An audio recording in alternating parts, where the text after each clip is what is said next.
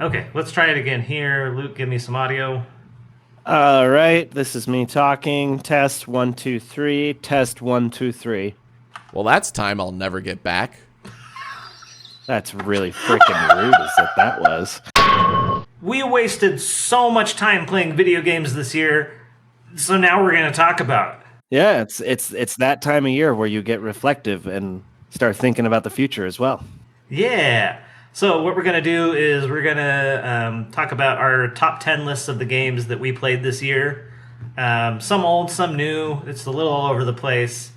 And then we're also going to talk about games we're looking forward to next year. We're also going to talk about Retro Game Day, which is a fun little thing that we did. But before we get into it, we need to introduce the cast here. My name's Andrew. My name's next Luke. to me, here is my brother Luke. And then in between us here is ReactBot. Say hi, ReactBot. We are so back. Yep. Yeah, we are so. Sure Where are. did we go? And then there on the end is the adjutant who was kind enough to facilitate this discussion in the StarCraft Brood War Ready Room. Which is iconic. Yes. All right, Luke. Starting at number 10. What was your number 10? Well, I have Lords of the 2024. Fallen on here. Oh, Lords And of the Fallen. Yeah. we played that for all of like 4 hours, and we're like, yeah, this wasn't very good. Yeah, I feel like it has a really, really hardcore audience, and those people really, really like it, and it's definitely a Souls-like, but it just feels like a really pale Clunky. imitation. It has some great ideas in it. I will give Yes, it it that. does. The way that they do ranged weapons in there, I wish that they would bring that over to the FromSoft games, because crafting ammo sucks. That's just all there is to Yeah, it. yeah. It feels like to get a build like that to work in a FromSoft game, you just have to grind a whole lot, and in that game, he doesn't. So yeah, that's a really good redeeming quality. Yeah, overall though, it was more just like a stopgap that we played until the Elden Ring DLC dropped, and then we forgot everything about that game. Yep, yeah, it was very forgettable. The combat was just, I don't know, I just didn't have, it just didn't click. Yeah. It just didn't click. You said 4 hours. I feel like we got way further than that into that game, though. Well, it I felt think like we a played long close 4 to hours. 20. There's no way. I think we did. I'm gonna pull up my Steam right now. Oh, I'm curious what the numbers actually are. Yeah, 5 hours. I was close. You had 5 hours? I think Yeah, I 5 hours. pull a lot more hours into that game than you did then. Yeah, I just did not care about it. Oh, there it is. There you go. I told you I was tired. Yeah, Alphabetical. I played it for 15. Yeah, you put 10 more hours into it than I did.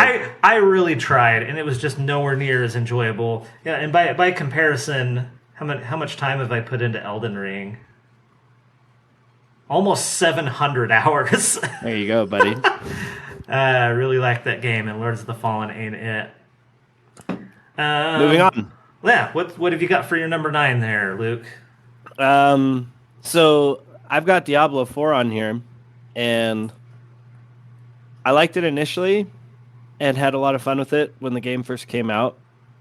But then as I played it more, some of the issues started to arise, and you could start to kind of see through the shallowness of it. Mm-hmm. And it just got boring really fast for me. I don't know. Yep, I would completely agree with that.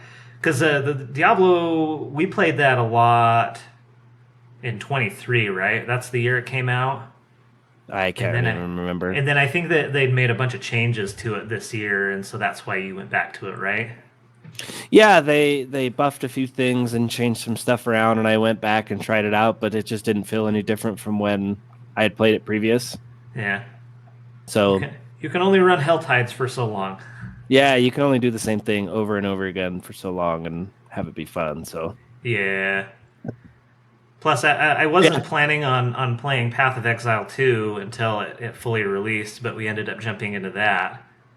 And we made these lists before we started playing that game, but holy crap, Path of Exile. PoE 2 is awesome. It's really good. It's everything Diablo wishes it was. Yep. I agree. Yeah, What about for D4 you? What's your number 9? Oh, my number 9 was Risk of Rain 2.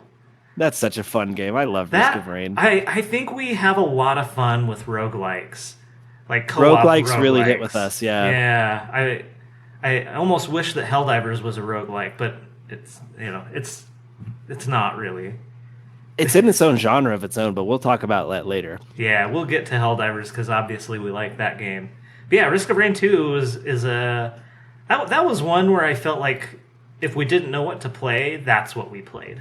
Yeah, that was a really good default. Like, we knew we were going to have a good time playing that one. And you can play that game so many different ways. I think that adds to the replayability.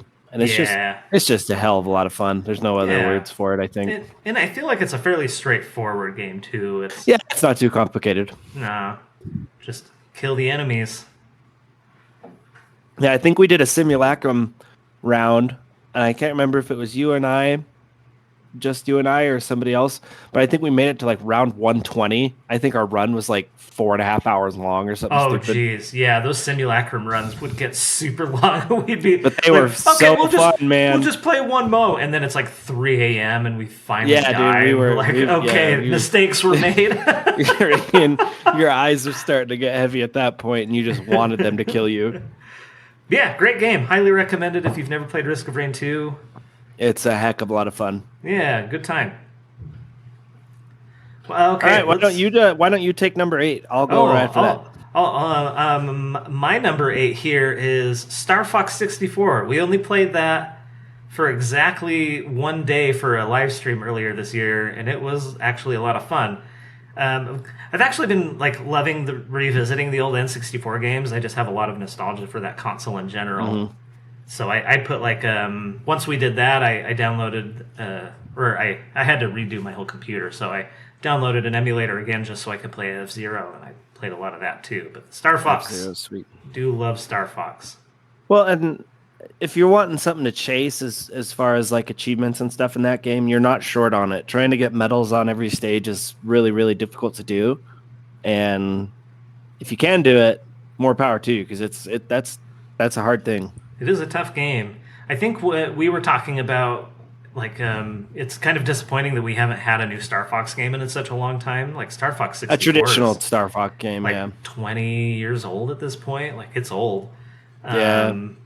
Yeah, it's got to be over 20 years. It's probably 25 years old. Yeah, getting there. But like you said, like a traditional one. What if we had a traditional like rail shooter Star Fox game as a roguelike?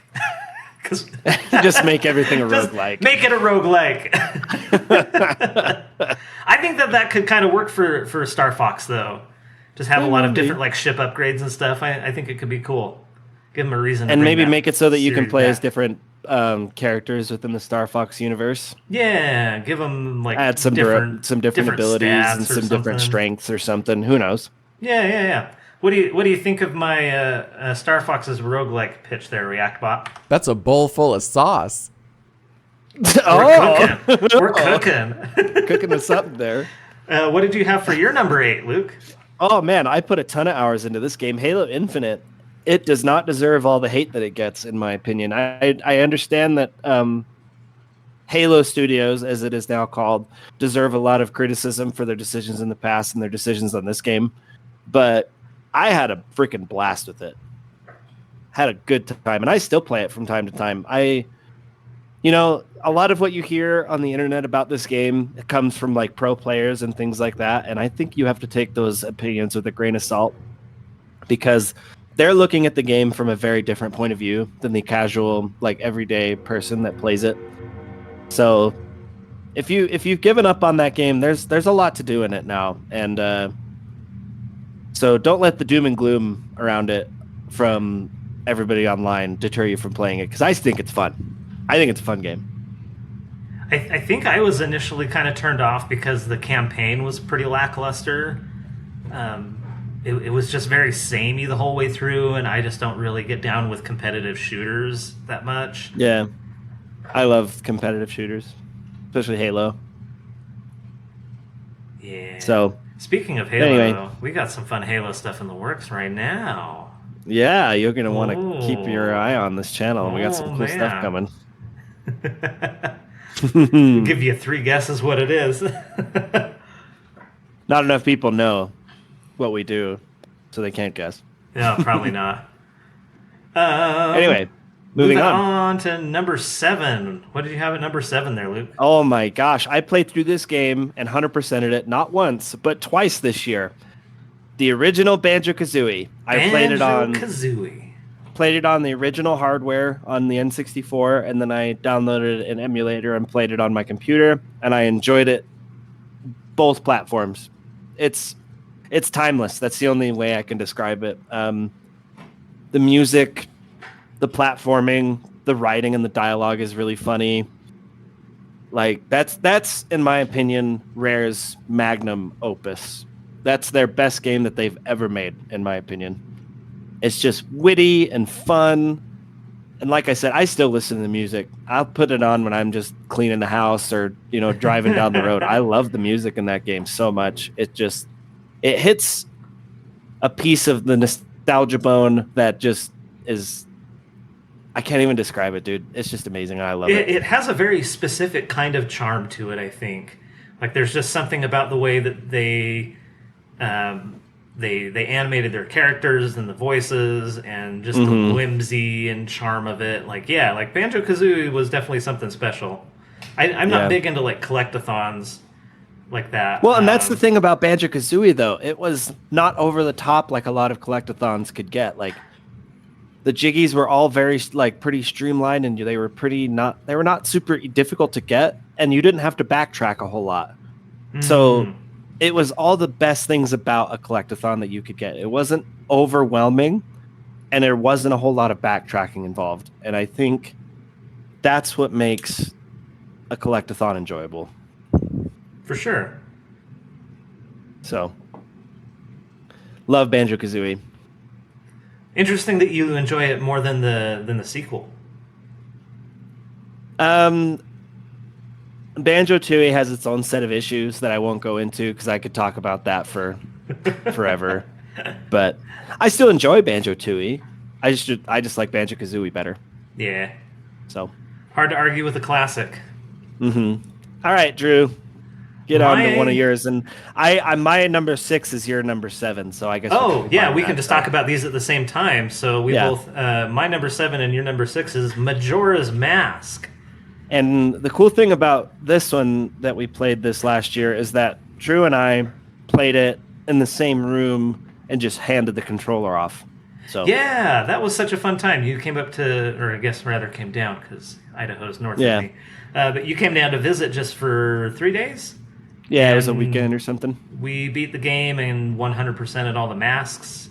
I don't think we 100%ed all the fairies. We got pretty close. The only one that we didn't do was Stone Tower Temple because we were running late on time and we just needed to get it done. So yeah, fun time though. Majora's Mask is like, I know a lot of people will like pit Ocarina and Majora against each other, and if I had a gun to my head and I had to choose a favorite, I'd probably choose Majora. I just think that there's just so many layers to it that make it really interesting, and even though I feel like it doesn't have as many dungeons, I think the mask angle is such a unique layer, and like the time thing seems like it would be like this big point of anxiety, and I know that a lot of people didn't like it, but I just think it makes it so unique to any other Zelda game.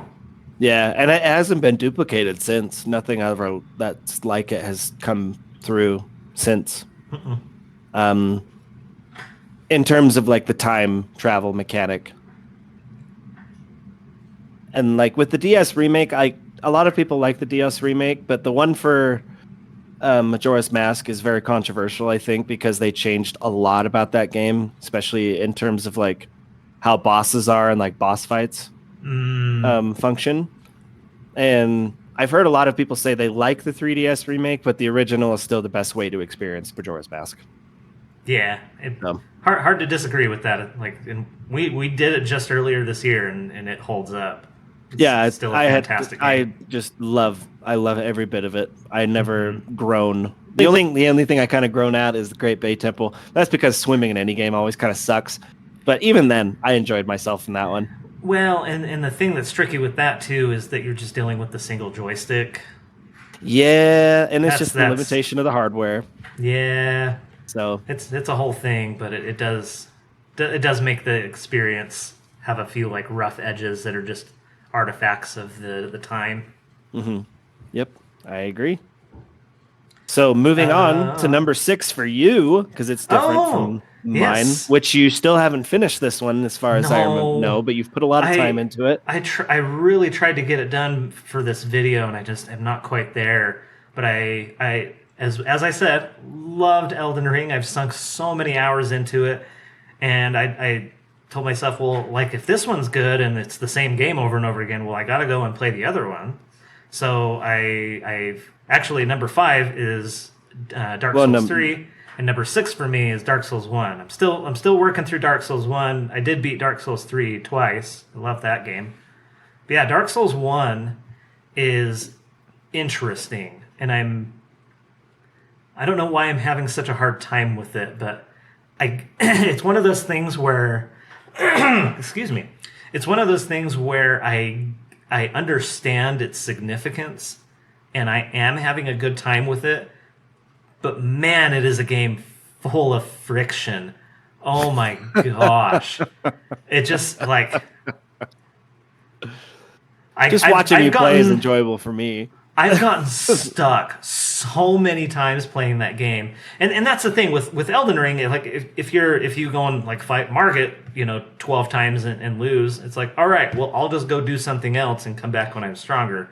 And Dark Souls doesn't really have that. It's like you've got to bust through this wall, and unless you want to go and grind normal mobs for souls, then like you kind of just have to get good. And the places that I got stuck, none of them were bosses. I've had fun with all of the bosses that I fought in that game. But the place where I got stuck the first time was I went the wrong direction and ended up down in Ash Lake. It's like the epitome of ending up on the wrong side of the river. Oh my gosh, it was miserable. I think I got stuck there, and then I quit the game for like a month, and then I came back to it. And I told myself, like, okay, I'm going to sit down and I'm going to get myself out of this jam that I've gotten myself into. And I spent an hour getting back out of Ash Lake. And then as soon as I got back up to Blighttown, I was Sen's Fortress! And then after yes, I'm done. And I think I quit for another week until I came back and went through the next bit. And then the next place I got stuck was Sen's Fortress. Sen's Fortress. I think after trying to get through there, I quit the game for like 3 months. Oh my gosh, Sen's Fortress broke me. Everything just kills you in the dumbest, stupid ways. And the thing with Sen's Fortress is that you have to go through it many times to do things. So you're not just going through it and getting knocked off platforms and dying, or getting knocked off and surviving and then getting killed by the mobs at the bottom. It's just like you just by necessity, by the design of the dungeon, you do have to go. If you do it perfectly, I think you only have to go through twice. But if you're dumb and just discovering everything like I was for the first time, then everything kills you every single time. And it was What really do you think, frustrating. ReactBot? What do you think of that? Guys, we can all agree that abstinence rules, right? I guess we're all virgin. We basically are all, if you're a gamer nerd, you're a virgin, right? No. I'm not a virgin. Sure, honey. Anyway, so at the moment I'm at the Ornstein and Smo fight, and I just haven't progressed since then. Yeah, and that's just where I'm at. The funny thing about that is that you're so close to getting fast travel and making the game 10 times easier. Well, and you know what? As getting around anyway. That's one of the aspects of the game that I thought I would really hate, but I actually don't mind it. I think that making you work for those kinds of abilities, giving you some constraints. I don't think that this would have worked for Elden Ring, for example. But I think that the way that the map is designed in Dark Souls 1, where it just loops back in on itself. Yeah, it's very much connected. I am so impressed by that. I think it's hard to overstate how good the map design is in that game. And that's the part of it that just makes me get I know why this game is important. It's because this map design is inspired. Yeah. That first time you come down that elevator, anyone who's played it will know, you come down that elevator and then the Firelink Shrine music swells up and you go, oh, Oh, I think that's the moment where things really click for a lot of people. Yeah. Definitely. I've personally for never me. played it, but I've watched plenty of people play it, and I have friends that are begging me to play it. So we'll see. Yeah, I don't know if I can give it a sterling recommendation to go back to. Like I said, I get why it's a beloved game, but I don't know that I can recommend it. Yep, we've been spoiled for sure. Anyway, so yeah, like I said, number 5 for me was Dark Souls 3, which basically just felt like one big legacy dungeon in Elden Ring, and I loved Yep. it. It was great. Dark Souls 3, I have that later on my list, so I'll talk about my part of it later. Yeah. Where do you have it on your list? I have it number 2. Oh, go Yeah. go ahead and let's just talk about Dark Souls 3 right now. We're on the topic Okay. of Souls likes. Well, so the first time I ever played Dark Souls 3, I got stuck on Udex Gundyr. This was my first Souls game. I got The stuck first boss. Yeah, I got stuck on Udex Gundyr for like 2 hours. Like I said, very first Souls game, had no idea what I was doing. Our friend Taylor was kind of helping me a little bit, but he wasn't holding my hand and telling me exactly what to do. He just wanted me to struggle and, overcome it on my own, which I'm really grateful he did that, because I wouldn't have, gained that resiliency that all Souls people need, and that spirit of perseverance that you need Hell to yeah. get through these games. What do you think about persevering in hard times, React Bot? I don't want to say what I'm thinking right now. That's ominous. Okay. That's very ominous. Jeez. So after you finally broke through that first boss, And then I came to face with the naked ninja guy that could like parry you really easily, and that guy was a dick. oh yeah. But I ended up just Spartan kicking him off the edge. I didn't even want to fight him. I just got him near the edge and Spartan kicked him off the edge. That's the lesson that you learn playing Dark Souls. The game pushes you, so you push back. Exactly. You start to just figure out things to get back over on the game, Mm-hmm. But yeah, it was a very, very fun experience that first time around. But I played it again, this year because you were going to play it, and so I played through it again, and I did a completely different build than what I had done previous. And coming from Elden Ring, you can definitely feel the age of this game a little bit, but it's a timeless classic. I can go back and probably have a good time with that again. I love Dark Souls 3. Mm-hmm. The level of friction that I was kind of complaining about with Dark Souls 1, I don't think exists in Dark Souls 3. That game feels fast, it feels tight, it still looks great. Fantastic game. And one thing that I don't think gets talked about enough with these games is the music. Dark Souls 3 probably has the best music in my opinion. Mm-hmm. Even compared to Elden Ring. I love the Elden Ring soundtrack, but Dark Souls 3 has so many iconic tracks. Like the Twin Princes theme is one of my favorites. The main menu theme, oh my gosh. Never have I heard a main menu theme go as hard as Dark Souls 3. So cannot recommend that enough to anybody who's never played it. Love it. Yep, definitely. So let's move on from FromSoft. Go to number 4. For me, I have Raven's Watch. I have Raven's Watch at 5. Oh, okay, perfect. We're pretty closely aligned here on a lot of this stuff. Yeah, we are. So Raven's Watch is more of like an indie game. It's another roguelike because co-op roguelike. We love those, but this one was kind of more like ARPG style a little bit, and then set in sort of like a view and then the setting is kind of like a Grimm's fairy tale sort of deal. Yeah. So you've got like Little Red Riding Hood and the Pied Piper and Aladdin. Yeah. So we didn't play that game for very long, but I was really, really, really happy to play it. I thought it was a really, really fun game. Well, and I could go back and play it right now and have a good time. Yeah. Like it scratched an itch I think we were missing because HOTS died, and I think that's why we gravitated towards it as much as we did, because it kind of scratched that MOBA itch a little bit to where you could like build your character out and become overpowered and I don't know. Like there was just the slightest bit of magic with that game that scratched an itch that we desperately needed.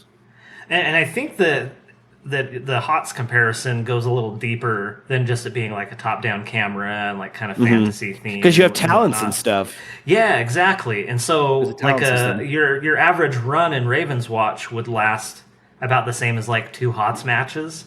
Yeah. And I think it was just like a hey, well, let's just play a run, and you just jump in and out, just in and out, quick adventure, Morty. 20 minutes adventure. yeah. So Ravens Watch, if you haven't checked it out and you've got some friends, highly recommend it. Actually, it's fun solo. I played it solo too, and I had a good time with it. The best part about it too is it's super replayable. Even after you've like maxed out a character or whatever, try another character. Like there's so much diversity and replayability with it, with all the characters, all the different items that you can get, all the different talents that you can build out. Like there's a lot to do with that game. That game is pretty beefy for how small a team works on it, and the team that has worked on it has done a fantastic job. Oh yeah. We didn't even get very deep into it really, because I think you mostly just played 1 or 2 characters. Well, I really wanted to like max out each character that I was playing, because I just wanted to like see what they could do all the way, like pumped up. So that's kind of how I played. But we didn't get very deep into the higher difficulties. Is more what I was talking about. And that game is legitimately difficult. Yeah, it's hard. So there's I think 4 difficulties, and we never even got past the second one, did we? I've beaten the second one. I did solo. Okay. But yeah, like it's legitimately a difficult game. Like if you're not careful, then you will die. Yeah, it's if you're looking for a challenging roguelike, Ravens Watch, that's it, man. It's good. Yeah, it's a fantastic game. I think it's a little underrated. It got a little bit of attention early on, but I think it's legitimately a fantastic game, which is why it's so high up on our top 10 lists. Yeah. Speaking of, what's next here? So I think we've both got Helldivers 2. Helldivers 2. Mine is at number 3. What an up and down roller coaster this game has been for us. But holy cow. My lord, that first month that game was out was something that I hadn't experienced in a long time. It was just pure joy and magic. Yep. I think like a lot of times I consider myself to be more of a patient gamer. Like I'm willing to hold out and see like where things land, or play games like years after they've been made and whatever. But like that was one game where I feel like if you weren't in on it from the beginning, you missed something. Yes, you know did. What I mean? Like 100%. it wasn't just like the whole game is still there. You can still like drop in brand new and have the same like gameplay experience. But I think like just like the cultural zeitgeist that came along with that was just something like really special in like, dare I say, gaming history. Like, I agree, because when that came out, people were like making like news videos and stuff on how the Galactic War was going. And I even just posted a video on our Discord here. So if you aren't part of our Discord, then join the Discord. But I posted there was like a complete history of the Malevelon Creek battle, and I thought that video was just so interesting. After I watched it, and that kind of reminded me of like people would post videos on TikTok, on YouTube and stuff of like really leaning into the role play aspect of it, which I haven't seen another game do before or since. Yeah. It's like everybody is making like content about games, but people are rarely like putting themselves into the game. It was a feeling and an experience that I don't think that we'll get again with this game specifically. But no, but it has overall, even though we've had joyous, momentous cultural shifts and the lowest lows of bad updates, I think overall Helldivers has been an incredible ride. Yeah, and now with the launch of the Illuminate recently, we've got quite a lot to look forward to still. Yeah, and this game has just limitless potential still. That's what's crazy about it. Like they've done so much to it, but there's so much more that they could do, and that's what's exciting about it. I feel like every time I go on the subreddit to like, and you see somebody like pitching their idea for a new stratagem, war or bond, like war or- bond, or just like anything, it just gives me like blue balls because I'm like, that is such a good idea, and Put it in. it's not gonna happen now. That's too good of an idea. Yeah. What do you think, 'Cause Reactbot? This hits different now. Yeah, that's what I'm saying, does. dude. I mean, for every Illuminate drop, you've got the DSS, right? And for every Truth Enforcers, you've got the gas Chemical war agents. Yeah, chemical agents. Like, it's just so like up and down. They just It's this. can't It's this- quite dial it in, but it's just too interesting to ignore. Yeah. I mean, and we're going to keep making videos about Helldivers because we just like it, but we're definitely not playing nearly as much as we were over Which the is summer. healthy. It's okay. We gotta spread ourselves out because we like to play other stuff. I always feel bad for the content creators who only play one game and they can't play anything else. Like, Fan is kind of carrying the last vestiges of the HOTS fandom, and he basically just still plays HOTS every single day. It's like chess to him. Yeah. But I would go insane if that's the only thing I play. Hey, I mean, I guess he's been playing Path of Exile and but trying to work that in there, but I don't think it'll stick because people just want to watch him play HOTS because he's really good at it. yeah, don't get pigeonholed. That's the lesson. Yep. Anyway, let's talk about my number 3. And you Ooh. guys watched me do a lot of this game, but it was Sekiro, Shadows Die Twice. And I think it's probably, oh man, it's so hard to choose which of the FromSoft games are your favorite, but Sekiro was so good, man. You got so mad at that game so many times, though. Hey, but because of my Dark Souls 3 experience, I persevered and I freaking did it. Yeah.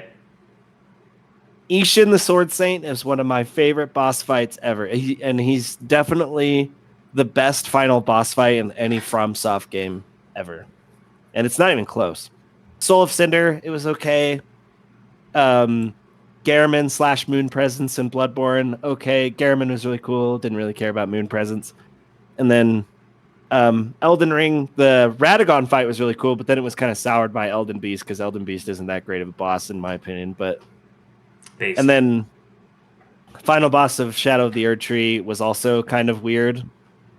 So yeah, Ishin the Sword Saint, it's a perfect boss fight in my opinion. It's perfect.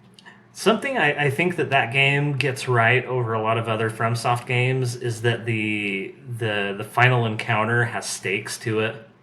Oh yeah, because like in almost every other FromSoft game, it's just like, all right, you're dumped into a world, you're a zombie with a club, and we need you to go and kill God. But very very few times are you given like an adversary early on that you'll eventually fight at the end. Mm-hmm. I think the closest that Elden Ring gets to that is Margit, but then you kill him like halfway through the game. Yeah, and I would have had actually no problem if Morgott was the final boss of that game.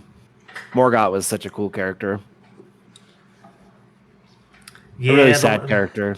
The last third of Elden Ring is not nearly as good as the first 2/3. I'd agree, but anyway, back to Sekiro. Yeah.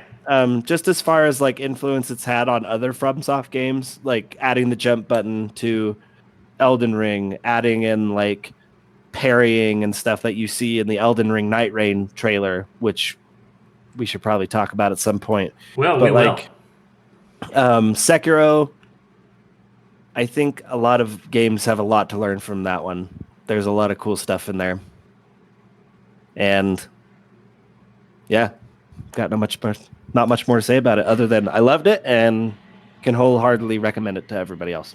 Love that game. Yeah, it doesn't come with that same like hesitancy that you might like recommend like Dark Souls 1 or 2 to somebody, because that Sekiro is fast and it's modern. It's fun, and man. Yeah, It's so fun. the parrying / blocking thing. Speaking of which, I guess we can talk about your number one. Shadow of the Earth Tree. Yeah, But yours is also Shadow of the Earth Tree. it is. That was the best game that we've played all year, though. It will really say. truly was. That first night where we all like got into a game together and beat the shit out of Moog. Yeah, dude, that was funny. And then you step out into that plane for the first time with all the Oh man, the ghostly view. headstones everywhere, and you just were Yeah. like, "This is my chance to play Elden Ring again for the first time." That's Yeah, literally what it felt like. They did such a good job of not overhyping that game either. yeah, I agree. I Yeah. call it a game, but it's a DLC. But it did feel like Elden Ring 2. A whole nother game, yeah. It was probably like. Remember, I just said that like the first 2/3 of Elden Ring were way better than the last third. Mm-hmm. Shadows of the Earth Tree was just the good first 2/3, but of Elden Ring. Of 2. Elden Ring, yeah, I agree. Yeah. Just all the different like weapons and stuff that you got, like the new weapon types they added were really cool. I think of all of the bosses were really fun to fight, except for maybe the final one. Radon was really frustrating. He was very At points. overtuned on release. I think both of us beat him before they passed Yeah, him, yeah, though, we right? did. Yeah, we did. But my favorite boss of Shadow of the Earth Tree, I don't know if this is a hot take or not, but it was Midra, the Madness boss. Oh, interesting. I loved fighting Midra. He was fair. He had a really awesome theme, and having another like Flame of Frenzy thing going on was really cool. I hated the madness status. I hate that. I hate getting hit by it. But Yeah. my goodness, Midra was the most fun to fight in my opinion. Yeah. Mesmer was second. I was love going to Mesmer say, as well. Mesmer's pretty high up on my list of best bosses, because he's another one where he was tough, but I didn't feel like that fight was ever unfair. I know, like, Yes. initially a lot of people were just like, oh my gosh, this guy's impossible. What are we supposed to do? That's every FromSoft game, though. But I felt like the run where I finally, like, beat him, it was just like, oh, okay, now I understand how this boss works. It clicks. It clicks. Yeah. And not all boss fights were like that in that game for me, for sure. There were some of them that I beat, and I was just like, I guess I just got lucky this time. Like a what's his face on the boar? Gaius. Oh my gosh, Commander I Gaius. hated. That fight seriously felt like a coin flip. I didn't even feel like good when we finally beat him. Yeah, I felt like I was like, I want 2.5 hours of my life back. Oh yeah, we got stuck there pretty good. Commander Gaius was, and I think they fixed him for the most part. His hitboxes were really janky. I don't know if the charge hitbox got fixed, but that was the biggest offender. And I remember getting one shot by that move because it would hit you twice. Yeah. And, It was and the complete hitboxes were like BS. outside of the animation somehow. Like it was a very buggy fight, and so it's like sometimes it would work right, and sometimes it wouldn't, and that made it really frustrating. And also, shout out to a mini boss in that DLC, the like little demi-human Yoda bastard that you got to fight. Yeah, Holy crap, he was. Yeah, he just reminded me of the Yoda fighting like Palpatine in Revenge of the Sith. Totally, That's exactly what it was like. Totally. So, Speaking of which, so that's that was one of a cool the one. bosses you fight at the end of the dungeon. If I could criticize Shadows of the Earth Tree for one thing, it's that the dungeons were not great. It didn't seem like there were very many of them. And like the first time you step into the new ones, you're like, ooh, wow, they went so hard with this, but then they all kind of feel the same again. The catacombs in there, like all four of catacombs them were have not the great, same gimmick, even though they're different from the base game. The jar tunnel things, they all look the same basically. So, I mean, and I get why they do that. It's just like a development thing. Just saves but time. I've seen some takes on this, and I agree with this. Like moving forward, I think FromSoft should go back to smaller games. Go back to the linear stuff. Yeah. Smaller linear games, like just give us higher quality stuff, even if there's less of it. We'll still put 1,000 hours into it. Yeah, like Elden Ring Shadow of the Erdtree was a really cool experience to experience for the first time. But that, I think because it's open world, it hampers the replayability of a little bit. I mean, And, that said, I have like 8 different characters in Elden Ring. That's yeah. It is that good, but I think the linear dungeons and things like that kind of help with the replayability with some of those games. Yeah. Because there's complete areas in Elden Ring that you'll just ignore because you just don't need to go there because the thing that you need isn't there. Yeah. So I do think, and I do think that in Shadows of the Erdtree, there are a lot of just open, empty areas that don't have anything in them. Yeah. Like, it's all beautiful. I think it's one of the most gorgeous games I've ever played. And the environments are just so varied and interesting, but a lot of them are just there for no reason, which feels kind of bad. Yeah. But Not every game. Yeah. The Game Awards didn't have the balls to give Shadows of the Erdtree Game of the Year, but we did. Yeah, we did. It was, like you said, I think it was like being able to play Elden Ring for the first time again. And that's why I think what made that so special. Yep. Absolutely. So the final game on your list there, on number 2, you got to talk about it because I didn't play it. Briefly, just I almost wanted to shift this to what the games that we're anticipating for next year, because I played a lot of the Hades 2 early access, and it's so good. Incredibly good. But I stopped playing before the Olympic update, so they hadn't added the final boss of the surface area, so I've not played to that point. But I got to a certain point in that game where I was like, okay, I've gotten like a good taste of this game. I'm really going to enjoy it, but I think I want to just stop for right now and then wait until the game's done. Because they've been doing a lot of balance changes and a lot of even just like fundamental changes to how some of the weapons in that game work. So I'm just gonna hold off until it's out of early access. Man, that game's good. I'm really. So do we want to to talk about just future games at this point? Oh well, we have to. While we're on that subject. You know what? Let's go ahead and just skip. Yeah, we'll skip Retro Game Day and we'll come back to that. Let's talk about next year. So I'm definitely looking forward to Hades. But the next one on here, number 10.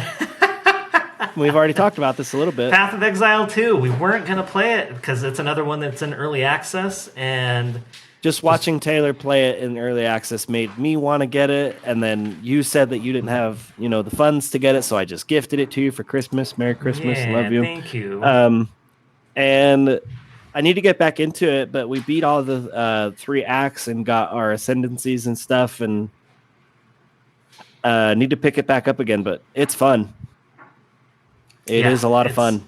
It consumes you. It's one of those games, like I'm having kind of a similar experience as I had with Elden Ring, where I just think about that game a lot. Yeah, I agree. I think a lot of people get intimidated by like when they see the skill trees and just how it's complex. Not that bad.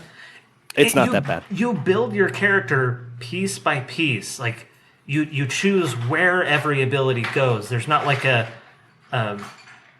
you don't have a play style thrust upon you. You build your character every little step of the way. Yeah. And so that giant skill tree that everybody, or the passive tree that everybody sees and goes like, oh no, like that is not that big of a deal because you just go one thing at a time.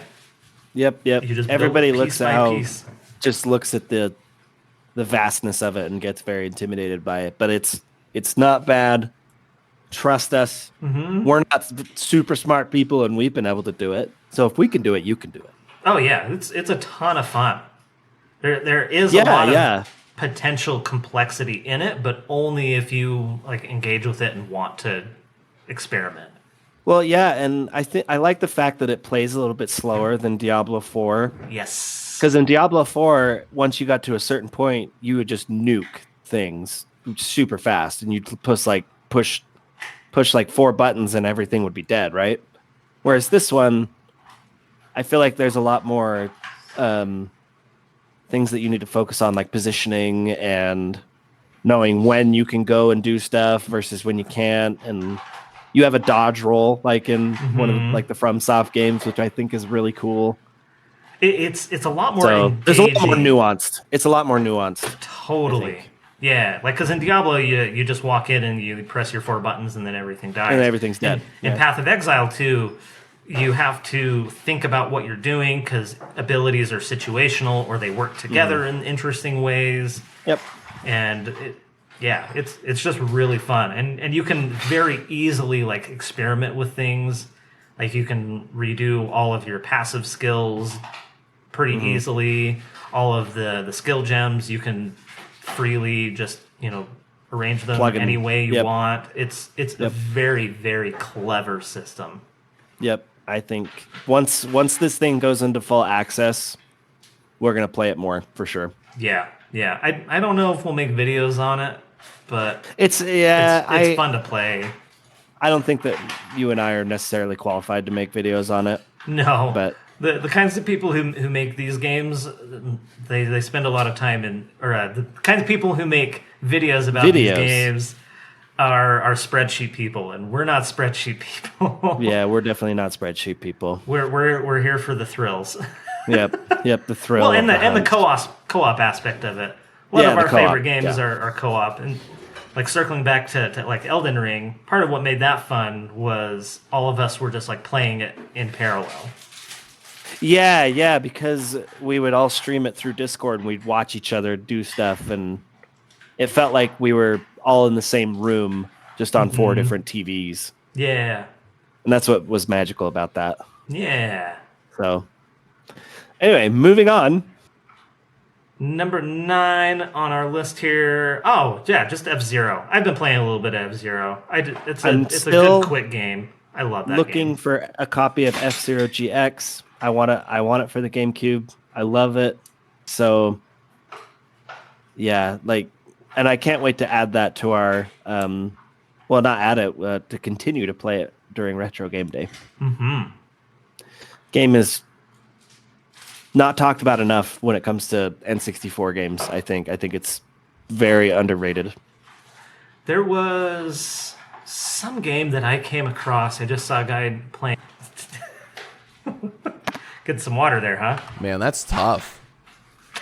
Yeah, my water bottle ran out, so I'm drinking out of my Stein now. But anyway, he showed off this game that was in early access. That's a futuristic, hovercraft racer that looked and played very similarly to F-Zero. I cannot remember what it was called off the top of my head. I'll try and put footage of it here just to show you, but it looked really interesting, and so I've got it on my wish list, and I'll be checking that one out when it fully releases. Nintendo needs to make another one of those. I don't care if it doesn't have like this cool weird gimmick that you want in all of your games. It doesn't have to reinvent the wheel. Just give us another F-Zero game. You my would goodness, think that shut up and take my money. You would think that like online play would be good enough to justify making a new one. But like, I guess they've got all of, like the crazy tracks and the hovercraft thing in Mario Kart now. But I need the speed. We need the speed. I need 1,000 kilometers an hour. Insert Top Gun meme here.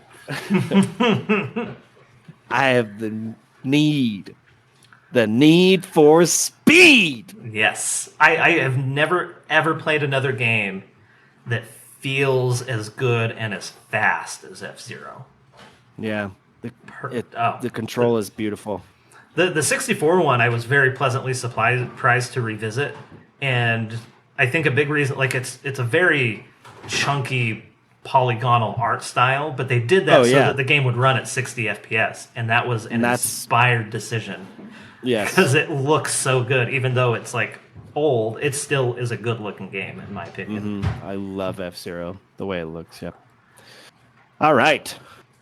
we could probably put these into two different things because I've played Doom Eternal and I love it, but I'm super excited for Doom: The Dark Ages. My goodness, does that look like a good time? I have yet to play a Doom game, and in fact, I think Hayden gifted me the first one, so I've got a couple of Doom games to play before the new one comes out. But like tell us about Doom. Doom Eternal is one of the most adrenaline action-packed games that you can play.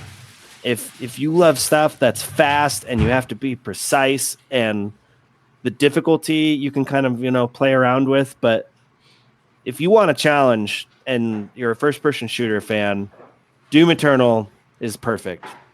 There's so many different gadgets and stuff you can play around with, and every enemy has a specific weakness to a gun, and that's what makes you adjust on the fly, which I think in a game like that is really healthy, because then you don't get pigeonholed into using the same thing over and over again and the game becoming boring. I think that's one of the criticisms of Doom 2016 that I heard thrown around, is that everybody just used the super shotgun against everything. And in Doom Eternal, you can't do that. One, because ammo is super limited. And two, all of the demons and the enemies you fight in that game have very specific weaknesses, and it's fun to exploit those weaknesses and to do the things that the game wants you to do and all the gadgets it wants you to use. So, yeah. Doom: The Dark Ages just looks like Doom Eternal on steroids, if you can believe that. Well, that's actually what I was just going to ask is so they diversified your loadouts in Eternal from the previous entry. What are you anticipating for Dark Ages? Oh, Dark Ages, like the shield and parrying things and melee weapons getting maybe a little bit more prominent. The glory kill animations I'm really excited for because they were super brutal in Doom Eternal. And also being able to fly around on a freaking demon dragon. Are you kidding? That looks awesome. That looked amazing. And then getting into a freaking look like though. Yeah, and then the other thing that I'm really excited for is the freaking huge ass mech that you can climb into. My goodness, it looks like you're straight out of a Power Rangers movie in the Megazord. It's the coolest looking thing ever, man. So excited for Doom: The Dark Ages. Ugh. Love it. I've got some games to play. Yeah. I'm never going to catch up. Nope, you're never going to catch up. Hey, ReactBot, do you have any games on your backlog that you'd like to play? Okay, next one. All right, cool. Didn't have much Well, I tried to include you. Fucker. Yeah, that guy's a dick. So next on our list of games we're looking forward to, Borderlands 4 just got released a trailer dropped at the Game Awards. I'll let you kind of talk about this one for a little bit, and then I'll throw my 2 cents in. I'm not really sure what to expect from this one. I know that they've published a few news stories saying that they're dialing back on the toilet humor. That's a good call. What was the one writer said something along the lines of if the game ships with a voice line that mentions Hawk Tuah, then I have failed. I think he specifically called that out, and I hope that they get a little bit more clever with their writing. I think that the audience for Borderlands has grown up, and Borderlands 3 was kind of it was almost like they were not acknowledging that. Mm-hmm. Well, the thing is, they made it all about obnoxious streamers, and they just seemed like a big step backwards in maturity. There was just no nuance or cleverness to the story. The gunplay in Borderlands 3 was the best it's ever been. I think almost everyone will agree with that. But it's just hard to say what will come of Borderlands 4. Yeah, I think. So the guy that's doing the writing for the mainline game in Borderlands 4 is the same guy that did all the writing for the DLCs in Borderlands 3. Mm-hmm. And if you've played the DLCs in Borderlands 3, you'll know that the writing and stuff was way better in the DLCs than it was in the base game. The biggest standout to that is the Bounty of Blood DLC, the cowboy one. It had the perfect mix of serious grittiness, but also the fun, light light humor of a Borderlands game. So if that's the guy that's writing the stuff for the new Borderlands game, I think you can rest easy that the writing's going to be a lot better than what Borderlands 3 was. And also certainly better than the Borderlands movie was. We might have to sit down and watch that, Luke. No, I refuse. I refuse It's got to watch Kate it. Blanchett and Jack Black. We could go And on for the like an little hour guy. how bad that the casting was in that movie.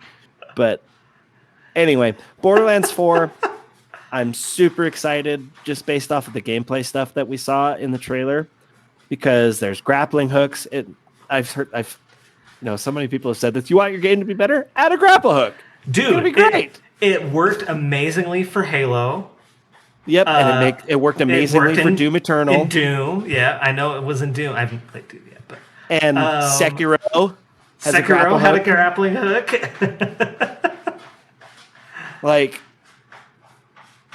and also you're gonna have dashing like you had in Doom Eternal in Borderlands 4. So you're gonna be able to double jump and dash from side to side, forward, backward. Like, So I'm really excited for the skill trees and all the they said that they're gonna add more co-op synergy into the skill trees, which that makes me really excited because I don't really love playing Borderlands on my own too much. Like, I can do it. It's fun, but my gosh, is it so much better when you got buddies. Dude, and with how, like, the barrier to entry for like good co-op is just having friends and time. Like, build the games with that in there, and I think you'll like sink your hooks into people because like you give people a shared activity, and it'll take them a long time to give it up. Yeah. And like a lot of people have criticized like the Vault Hunters and stuff that look boring and whatever. I'm not concerned about that. It's such a stupid thing to be upset about. I just don't even think that it's true. I don't think that at all. I don't think that's true either, but I think that's such a dumb thing to get upset about just at a fundamental level. As long as they're fun to play and their skills and stuff are interesting, you're not going to be seeing your Vault Hunter in game that much anyway. It's a first-person shooter. Right. Gripe about the right things when you're going to gripe about things, people. Yeah. That's straight facts. Isn't that right, ReactBot? More of this, please. Yeah. My man. Thank you. My man. Yeah. Gripe about the right things, guys. Gripe that the game either isn't fun or if it doesn't run well. That's good things that you can criticize about things. And if sometimes the art style and stuff can be criticized, and that's valid too. But those are small, inconsequential things. Yep. As long as the game is fun, and a lot of that stuff doesn't matter. I completely agree. It's why it's called playing a game. It's fun. Yeah. It's play. It's entertainment. Yeah. That's the bar that you need to be looking at and say, does this game, clear the bar on fun or does it not? That's really all that matters. Yep. So Borderlands 4, fingers crossed. That is coming out this year, isn't it? Next year. Yep. And there's rumors and stuff going around. It might be coming out this spring. So hopefully it's this spring. Oh, okay. This is a strategy that I also 100% agree with. Is don't announce your game too early. Yes. Announce it, promote it for like 60 days, and then just release the game. Yeah. If you don't hype blue up a ball game us for a year and a half. Yeah, that's so dumb. Like, you can do such a better job of marketing a game if you do it in 2 or 3 months than if you try and market it for 3 years. Yeah, you'll capitalize on your short-term hype way more than you will long-term hype. See Elder Scrolls 6. See Halo Infinite. Oh, yeah. Hey, how long before they announced that? Before they released? Dude, it was 2018 and the game didn't come out till 22. It was 4 years. Holy crap. Yeah, they teased that at E3 2018, and then it came out December of 22 or 21. I can't remember what it was. I just remember thinking to myself as we were watching all these trailers, it's like, get the game into my hands. Yeah. Yeah. Announce your game when it's about done and not a moment earlier. Yeah. Plus, you'll make gamers way happier if they see that the release date's closer than, yeah. Dude, the best ones are the ones where they like announce the game up on like the Game Awards stage and they say, hey, we've got all this cool stuff and you can play it right now. Yeah, thanks Helldivers 2. Yeah, that's cool. Love it when they do that. Yep. Well, so we've already kind of talked about Hades 2. Yep, we can rush right past that You have for now because Dark Souls 2 is what you've got up here. Oh, Dark Souls 2. So yeah, I've got to finish up Dark Souls 1. I'm gonna do it, I promise. But then I want to keep going through the Dark Souls series. I feel like I need to experience the full trilogy firsthand. Mm-hmm. Yeah, it's funny like it's just how they've always operated, but like the FromSoft games are just they're iterative. Yeah, like they are new installments in a series, but they iterate on things in such interesting ways, and it's fun to jump back and like see the previous DNA that they're drawing from and be like, oh, okay. Well, and Dark Souls 2 is interesting because you had one team that was working on Bloodborne, and then the other team was working on Dark Souls 2. Mm-hmm. So you had a very different director, because I don't think Miyazaki had much to do with Dark Souls 2. Correct me if I'm wrong, but I'm pretty sure that was the case. That's what I've heard. So, anyway. Bloodborne is another one I need to finish, too. So I got to finish Dark Souls 1, and then I got to finish up Bloodborne. I haven't even turned on that PlayStation since he left it here. You didn't get the itch for it like I did. No, I just forget about it if it's not on my computer. Fair enough. Which when are we gonna get the PC port for Bloodborne? Huh? Yeah. Sony, you want some free money? Yeah. When you gonna do it? Put it on PC. All right. And make it 60 frames. Yes. Yes. Videos like this are why I could never have kids. Holy shit.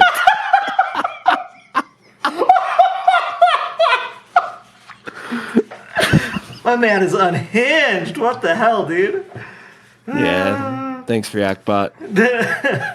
All right, we're moving into the top 3 of the games that we are wanting to play in this following year. And these are older games. None of these are coming out next year. Well, you know what's so funny? I've heard so many people are like, 2025 is going to be this amazing year for games. And you and I have gone through like the future list of games, and we have like 4 or 5 that we're excited about. But otherwise, it just seems like a lot of garbage that we just don't care about. Yeah. I don't know. I felt very underwhelmed by the 2025 roster of games. You'll never catch us playing like anything anime weeby. Don't really like that style of game. Nope. Like it just the only anime I fuck with is Avatar: The Last Airbender and that's not even really Cowboy anime. Bebop. Cowboy Bebop also. That one's good. But I'm a Dragon Ball Z kid. Very select tastes in anime, but I won't play an anime I just don't understand the appeal. But anyway, Time Splitters 2 is up here, and we're gonna add that to our retro game day roster. Yeah. But I think I'm gonna go through and play through the single player campaign at some point this year, because it's really stinking good. Totally. Especially Chicago. That's one of my favorite levels in any game. I love Chicago. I remember the missions in that game being rather complex. Like, and they were difficult. Difficult objectives. Like it was kind of like Hitman before Hitman. Yeah, kind of, yeah. It had a little bit of that in it. Yeah, and it kind of felt like a very much a spiritual successor to GoldenEye. A little bit. Just in terms of like all the gadgets and stuff you could use, and I felt like the objectives were very similar as well. Mm-hmm. So, anyway, I'll have you talk about Doom Eternal, because I've already talked about it a little bit. Yeah, well, I mean, we have all 3 Doom games on here because I've never played them, and I want to because they look sick. I don't know why Well, I've never gotten around to it. You I think watched me play Eternal a little bit. Yeah, I can't remember if you played it on stream or if you I was just playing it on played stream. Yep. Yeah. Yeah, it looked like a really good time. It's very fast and visceral, and I don't know. I think the last Doom game that I played was seriously like DOS Doom. Like on the dinosaur computer. Yeah, like the very first Doom, I think is the only one I've actually ever played. Well, you're in for a treat. Yeah, I'm looking forward to it. Well, and then the last game that we have on here, I don't know if you have a way to play it, but I have a way to play it. But it's The Legend of Zelda Wind Waker. Wind Waker, I have one of never the best Zelda played through games. it. I've never played through Wind Waker, so Oh. at some point during next year, I'm gonna play through it and I'm gonna beat it, and I'll this time next year we'll be talking about it. So Yeah, Wind Waker is a delightful game. It got a lot of hate when it got released because people weren't on board with the art style. But as it's is aged often like the fine case, wine. Nintendo was totally right, and it still holds up. I think it's not without its issues. I feel like the boat mechanic traveling around, like a lot of the ocean is just kind of empty, and there's not a lot to engage with out there. But I think it has really, really good dungeon design, really fun bosses, and I think probably one of the more compelling Zelda stories in the entire franchise. Oh, I agree. Like Zelda has always been pretty weak on story, but Wind Waker has a good one. And again, I'm going to mention the music. I've listened to the Wind Waker music a lot, even though I haven't really played the game. The main theme of Wind Waker is one of the most beautiful, peaceful pieces of music I've ever heard, and I love listening to it, like I said, when I'm just cleaning up my house or driving down the road and I want to feel at peace. I'll throw on the Wind Waker main theme. It's beautiful. The ocean music when you're just traveling around. Oh, yeah, dude. There is not a song I've ever heard that inspires just this sense of adventure quite the way that one does. That song I agree. is bum ba-da, ba-da-ba-da-ba.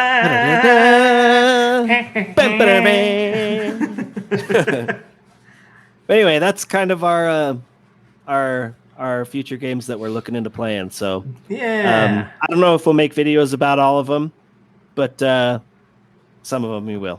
Yeah. Well, and I think a part of the reason why we're making this video is because like we don't want to get stuck just playing one game and making videos about it. That's not fun for us, and the whole point of our channel is to do what we want to do. Like surely that'll be like some other people's thing that they want to do too. I know some people will just stick around for just the Helldiver stuff. Like whatever, that's fine. We're just doing what we want to do. Yep. And that is to play a bunch of different video games. Mm-hmm. Probably not Which as brings many. us... Like we tend to like latch onto something and hold on to it for a while, and then before we move on to the next thing. But we will move on. I guess that's what I'm talking about. That's true. But you did hear a lot of retro titles mentioned both in our top 10s for the year and future games, and a big part of that was because we did Retro Game Day earlier this year. That was one of the best ideas I've ever had in my life. I agree. It was a good time. I happened to be up in Idaho for a rock opera that I am the music director for. And we planned for that weekend after I was done with that show to get all of our buddies together and play N64 games all day. And it was so much fun. Like the N64, was it the first console that offered 4-player co-op? I think so. Because the original PlayStation might have. I'm not sure. I don't know. I if know they that did it didn't first. have. I know that it didn't have like a multi tap like controller thing when it first came out. I don't think. Yeah, I mean, I wasn't a PlayStation kid, so I just don't know. But that was the big thing about the N64 is that it had 4-player capability, and so the 4 of us played. Oh man, we played Mario 12 Kart different- and Mario Party and F-Zero and Smash and Donkey Kong and Star Fox and Gauntlet Diddy Legends. Kong and Gauntlet Legends and Perfect Dark and GoldenEye. And we played all of these games and we were like, man, some of these games are just as good as I remember, and some of them are ass. And wouldn't it be interesting if we did a little series where we revisited these games in a deeper way? Yeah. So actually, I think it would be fun to kind of go through and see how we ranked these, because I think it'll be compelling for people to see. So what we let's we list all have- the games out here. So in no particular order. I'll just put up a picture I have, because I took a picture of Yeah. all the games that we played that day. Yeah. And let's just go through the numbering on them, because you can see these are the games. At dead last, number 12, the worst This is game gonna we be played very all day controversial, long. I Like, we guess. seriously played video games for like 14 hours plus, and the worst game that we played all day long, GoldenEye. GoldenEye sucks. It's so bad. We only played the multiplayer, I will say. When we go to revisit these games, I anticipate we'll just be playing the single player experience. But yeah, the 4-player co-op in GoldenEye, it has just aged so poorly. Yeah, it got to the point where like we got into like the first match and we're like, okay, let's restart. Let's change some of the rules here. Maybe we can salvage this a little bit. And then we got into the second one and it was even more ass. And it was just like, all right, cool. This game just sucks. And Yep. I get that it was iconic for the time. It was revolutionary. It was revolutionary for the time.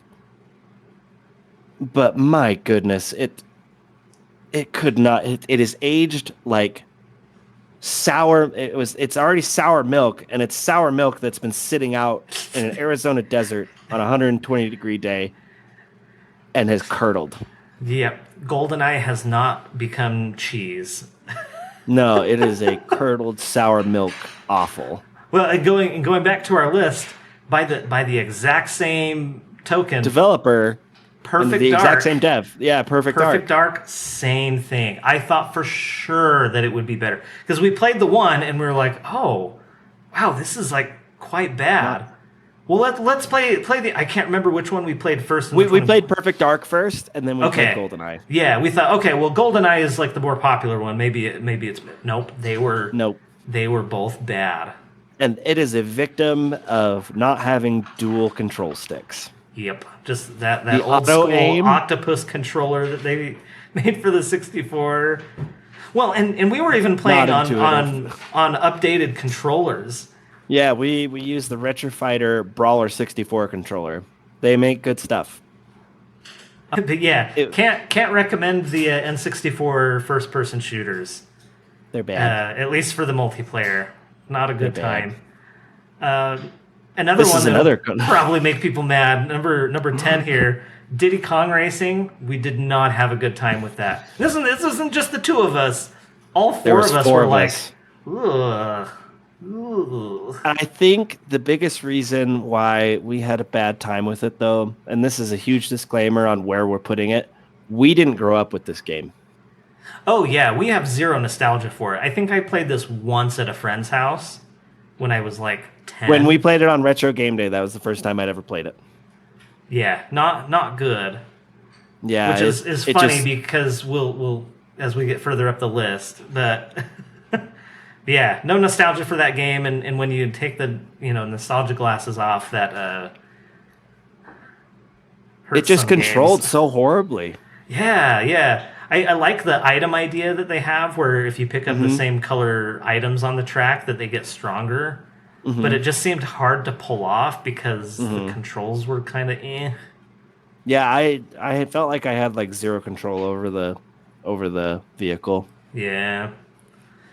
Next up in our list, though, the Banjo-Tooie multiplayer, which, if you don't know what that is basically, first-person shooter stuff. I think it And worked there's a little the bit. mini games. Well, the mini games. I think that the shooting in Banjo-Tooie actually works better than it did Than the Perfect Dark GoldenEye and GoldenEye. Perfect Dark. It's still not great. It's still very clunky, but like, And isn't it funny stupid, that yeah. the goofy bear and bird thing works better than the very serious, very highly Yeah. regarded GoldenEye? No. Yeah. Next on our list was Star Fox 64. The single player game is really good. The The multiplayer, multiplayer is kicked kind all of y'all's bullshit. ass. I Yeah. kicked all y'all's ass. I had a great time on that one.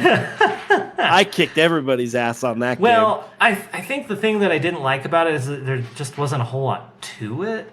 No, it was very much an afterthought. You could tell. Yeah, I mean, and it's fun for like 10 minutes, but Yeah. not We didn't play great. that one for super long. I just went and hogged all the bombs and the twin lasers, and the other three guys just didn't really know what was going on. So I just cleaned Just up. mopped the floor. We also played number 7 on our list, DK64. The Donkey Kong multiplayer was surprisingly not bad. Surprisingly fun, dude. It was surprisingly fun. Yeah, I fully anticipated that one would be just another one where we pop the card in, play like one round, and go, nah. But I think we spent a good 30, 40 minutes on this one. Yeah, that one was a good time. Yeah, that one was fun. Number 6 on our list was Gauntlet Legends, and We played that one last. This was our very last one after seriously like the longest day of gaming I've ever had in my entire life, and we were so tired. But I think we would have played this one for a lot longer. We probably could have just played this one all day long, quite frankly. I probably could have had a good time doing that, honestly. Gauntlet is a good game. I'm really, really sad that it's so hard to emulate because there's just no way to play it not on a 64. Yeah, that's true. We tried to play like the Arrowhead one, and that one's okay. It's just not There's just not much to it. Yeah, it's a pretty shallow game, but it's fun for the 10 hours that you'll get out of it. Yeah. Number 5, Mario Party 2. It's Mario Party. I love this. I mean, it just inspires so much like rivalry, and there's so much bullshit in it. You can't take it too seriously, but the mini games are fun and varied. We had a moment. There was this game. It was where you had to tap the button really fast, but if you tapped it too fast, then you would slip and fall. I can't remember which mini game it was. Wasn't it like an ice race? Yeah, it was an ice skating thing. Yeah. And it was 3 versus 1 or something, or it was a 1v1 or something. And our friend Braden can tap really fast. It's ridiculous how fast he can tap the button.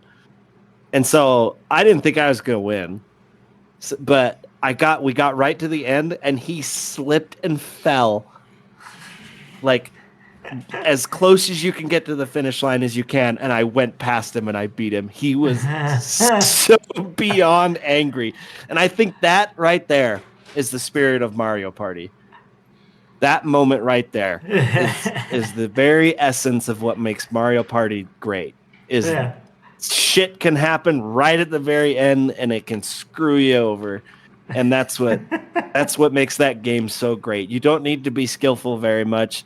You just need to get lucky. And that's what's fun about it. Yeah. Like, I know a lot of people like end friendships over what happens in Mario Party, but if you don't take it too seriously and you just have fun, then it's a great game. Yeah, I had a smile on my face the entire time.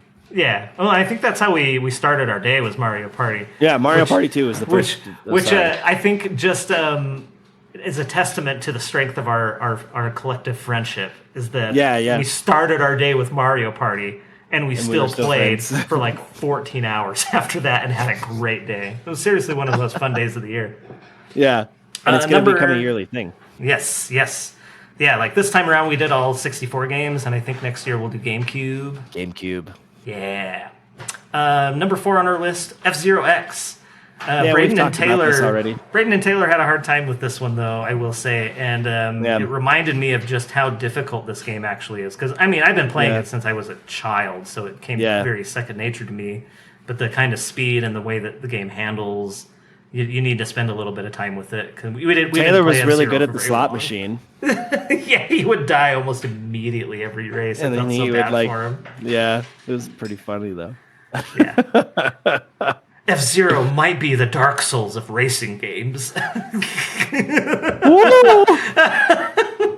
do you have to say about that, ReactBot? Pathetic. You can do better. That's the perfect fuck up. response. Shut the fuck up. Ooh, Oh, number dude, three. number three. This Totally is a wild sleeper. card. Totally sleep. Neither of us had ever played this game before. Destruction even heard of Derby. it. Destruction Never even heard of it. Derby 64. What the hell is this game? This is the goofiest, funnest game that I've never played. Yes. And it was so funny because they Braden and Taylor brought that one and they were saying like, oh, this game is actually like really great. It's like Twisted Metal, but you don't have any guns. And in my mind, I was just thinking like, guns are the fun part of Twisted Metal. But no, this game was a riot. Yeah, I have passing no the idea. bomb around was so great. I have That no was idea the what funnest game mode. I have no idea what the single player is like on this game, but the multiplayer is a riot. Yeah, We had a ton of fun with this. I need a copy of that game at some point in my life. I need a copy of it. What a funny, weird, niche Yeah, game. it was awesome. It was so simple. skeptical, and it totally delivered. Yeah, if you haven't played Destruction Derby on the N64 with your friends, add it to the library. You will not regret it. It is tons of fun. Yeah, that is a sleeper hit. Yep. Number two, I guess, the final ones remaining. Number two, Super Smash Bros. It's a classic. Everybody loves it. It's a little bit slower than you remember probably, but it's still so solid. It's just and I don't simple think to learn, hard to master. Well, and I think where this game really shines, it's not so much in a 1v1 aspect like all the other Smash games, because the other Smash games are very competitively focused. Smash 64 is a party game that you play with 4 people, and that's when it's the most fun to me.